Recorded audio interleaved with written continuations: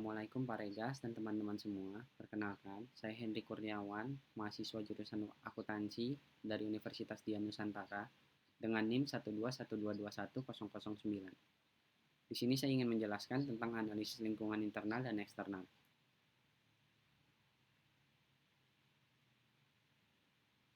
Yang pertama, analisis lingkungan internal dan eksternal perusahaan, industri, pesaing, dan rantai nilai. Yang pertama, analisis lingkungan internal penting untuk mengidentifikasi kekuatan dan kelemahan dari dalam perusahaan. Analisis lingkungan eksternal mencakup faktor-faktor seperti ekonomi, sosial, dan teknologi yang mempengaruhi industri.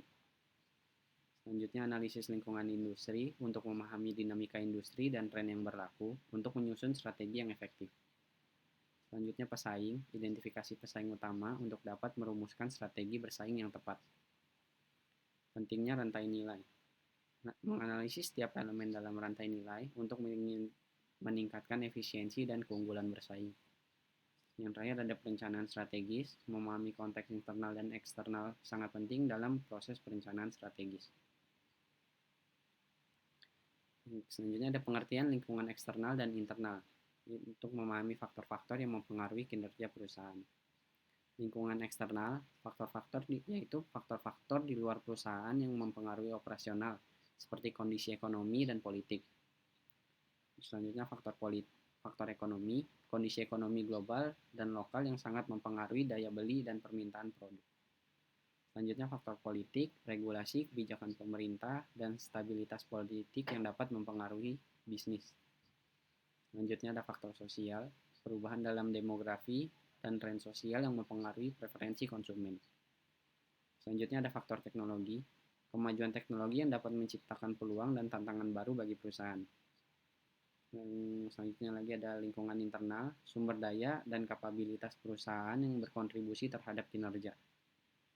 Selanjutnya ada sumber daya manusia, kualitas dan keterampilan tenaga kerja yang berperan penting dalam operasional perusahaan.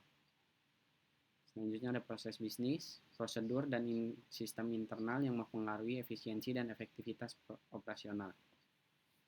Yang terakhir ada kapabilitas, kemampuan perusahaan untuk mengintegrasikan sumber daya dan mencapai tujuan strategis. Yang selanjutnya ada komponen lingkungan eksternal.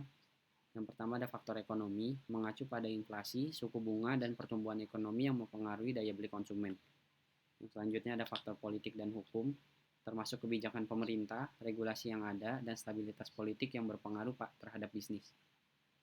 Yang selanjutnya ada faktor sosial dan budaya, meliputi demografi, gaya hidup, dan nilai-nilai masyarakat yang dapat mempengaruhi permintaan produk.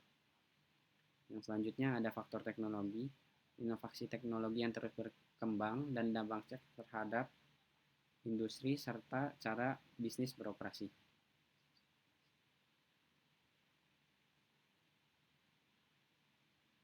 Yang selanjutnya ada komponen lingkungan internal. Yang pertama ada sumber daya manusia, kemampuan dan keterampilan karyawan sangat penting untuk mencapai tujuan organisasi. Yang kedua ada sumber daya keuangan, ketersediaan modal dan manajemen keuangan yang baik mendukung keberlangsungan perusahaan. Yang ketiga ada proses bisnis, efisiensi dan efektivitas operasional dalam proses bisnis mempengaruhi kinerja keseluruhan. Yang selanjutnya ada budaya perusahaan, nilai dan norma yang ada dalam organisasi membentuk perilaku karyawan dan suasana kerja. Yang selanjutnya ada analisis lingkungan industri. Yang pertama, karakteristik dan dinamika industri. Untuk memahami karakteristik dan dinamika industri, sangat penting untuk merumuskan strategi yang efektif. Identifikasi tren industri, mengidentifikasi tren dan perubahan yang mempengaruhi industri, membantu dalam pengambilan keputusan yang tepat. Yang ketiga, penggunaan data pasar. Menggunakan data pasar dan laporan industri yang mendukung analisis memberikan dasar yang kuat untuk strategi bisnis.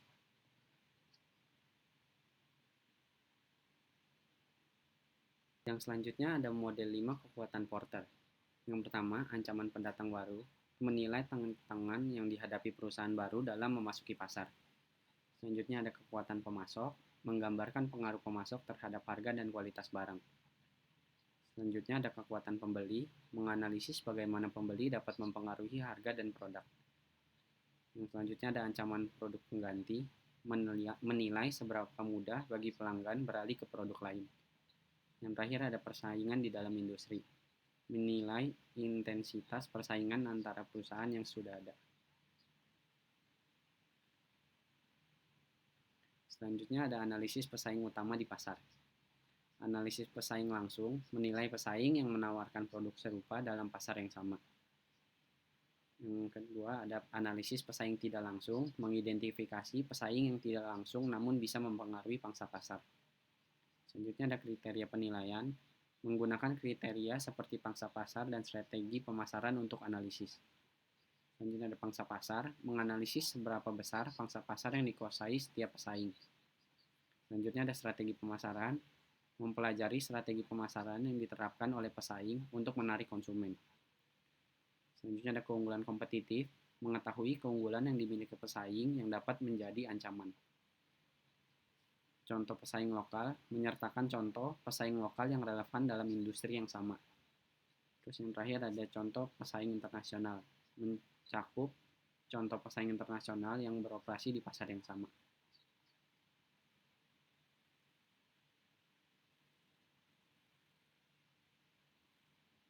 Yang selanjutnya ada analisis pesaing dan SWOT untuk mengukur kekuatan, kelemahan, peluang, dan ancaman pesaing.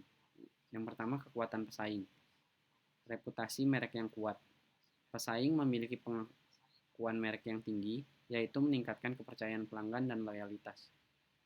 Yang kedua ada inovasi produk berkelanjutan. Pesaing terus-menerus meluncurkan produk baru dan memperbaharui yang lama. Menarik perhatian pasar. Yang ketiga, jaringan distribusi luas. Pesaing memiliki jaringan distribusi yang efisien, memungkinkan mereka untuk menjangkau pelanggan lebih cepat dan lebih luas. Terus yang kedua ada peluang pesaing. Yang pertama, pertumbuhan pasar baru.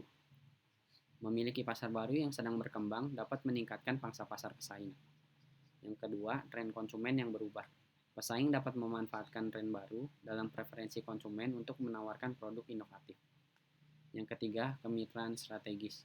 Membangun aliansi dengan perusahaan lain dapat memperkuat posisi pesaing di pasar. Yang selanjutnya ada kelemahan pesaing.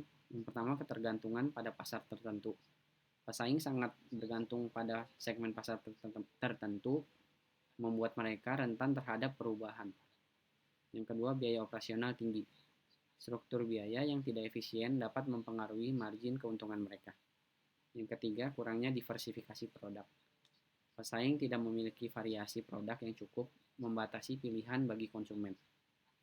Yang terakhir ada ancaman pesaing. Persaingan yang meningkat. Dengan banyaknya perusahaan baru, tingkat kompetisi semakin tinggi, menekan harga dan margin. Yang kedua, perubahan regulasi.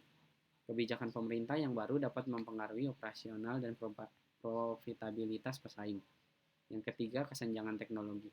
Pesaing yang tidak beradaptasi dengan teknologi baru bisa tertinggal di belakang. Yang selanjutnya ada rantai nilai, konsep dan pentingnya rantai nilai. Yang pertama, definisi rantai nilai. Rantai nilai adalah serangkaian aktivitas yang bertujuan memberikan nilai kepada pelanggan melalui produk dan layanan. Yang kedua, pentingnya memahami rantai nilai. Memahami rantai nilai penting untuk meningkatkan efisiensi dan menciptakan keunggulan kompetitif dalam bisnis. Selanjutnya ada rekomendasi berdasarkan analisa. Analisis lingkungan dan pesaing membantu dan menentukan langkah strategis yang tepat. Penyesuaian strategi pemasaran, yaitu mengadopsi strategi untuk meningkatkan daya saing di pasar yang dinamis. Selanjutnya ada rencana dan tindakan rantai nilai untuk mengoptimalkan setiap langkah dalam rantai nilai untuk efisiensi dan efektivitas. Ini kesimpulan dan saran strategisnya. Yang pertama, pentingnya pemahaman lingkungan. Memahami lingkungan internal dan eksternal sangat penting untuk perencanaan strategis yang efektif. Yang kedua, langkah konkret untuk posisi kompetitif. Saran langkah-langkah konkret dapat membantu perusahaan meningkatkan daya saing di pasar. Yang ketiga, diskusi implementasi strategis. Ajak peserta untuk berdiskusi lebih lanjut tentang bagaimana strategis yang diusulkan dapat diimplementasikan.